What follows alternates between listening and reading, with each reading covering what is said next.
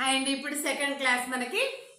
కాబట్టి మనము అసలు నిజంగానండి మనం చెప్పుకోవాలంటే మనం చాలా ధన్యులు, గొప్ప వాళ్ళం మనము. ఎందుకంటే మనం ఏం కష్టపడలేదండి. ఆ రోజుల్లో ఉన్నటువంటి మనము అవి కూడా చూడలేదు. ఏంటి వాళ్ళ స్వరాజ్యం లోపల ఏ ఏ నాయకులు ఎలా పోరాడారో, ప్రాణాలను త్యాగించి ప్రాణాలను బలిగొని కూడా ఆ యొక్క సమరము సాగుతూ ఉండింది. మస్తు మంది, వేలాది మంది చనిపోయారు. అందులో మరి మిగిలినటువంటి వారు మనకు స్వరాజ్యం వచ్చినాక కూడా కొంతమంది ఉండినారు. వారి లోపల కూడా మనకు మొట్టమొదటి ప్రధానమంత్రిగా మనల్ని పరిపాలన చేసినటువంటి సువిశాలమైనటువంటి భారతదేశానికి తొలి ప్రధానమంత్రిగా ఘనత వహించి పేరుగాంచి సుపరిపాలన అందించినటువంటి మహానీయులు, అమరజీవులు, అమరుడు. ఆయన భౌతికంగా మనలో లేకపోయినా ఎప్పుడు కూడా ఆయన యొక్క పనులు, ఆయన యొక్క మంచితనము మన భారతదేశం అంతా కూడా వ్యాపింపచేసి మన మధ్యలో ఆయన హిస్టరీ మనము చెప్పుకునే విధంగా నిలిచిపోయినటువంటి వాళ్ళనే మనము అమరులు అంటాము. కాబట్టి వారి పనులు మనలో ఎప్పుడు కూడా నిలిచి ఉంటున్నాయి. కాబట్టి యువత గమనించాలి. చూడండి, అలాంటి నాయకులను ఎన్నుకోవాలి.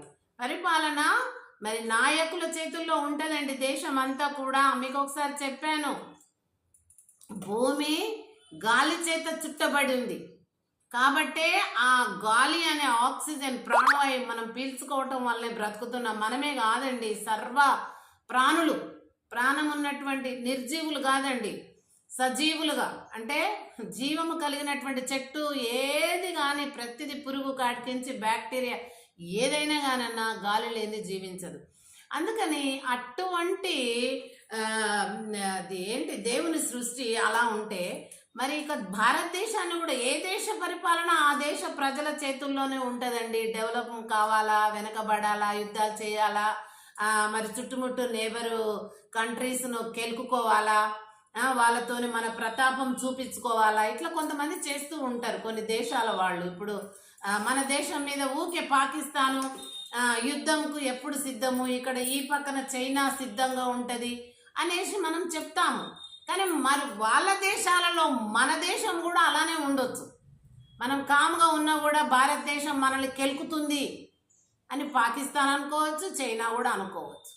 మనం ఇప్పుడు వాళ్ళు మంచి వాళ్ళు కాదు, పాకిస్తాన్లు అంటే కయ్యానికి కాలు దోతారు. మన దేశం మీద ఇప్పటికే ఎన్నోసార్లు దండయాత్ర చేశారు. మరి అదేవిధంగా చైనా కూడా, చైనా బార్డర్లో కూడా ఎప్పుడు కూడా మన యొక్క బలగాలు, మిలిటరీ బలగాలన్నీ కూడా అక్కడ స్టాండింగ్ ఆర్మీగా ఉంటుంటుంది. కనుక మనం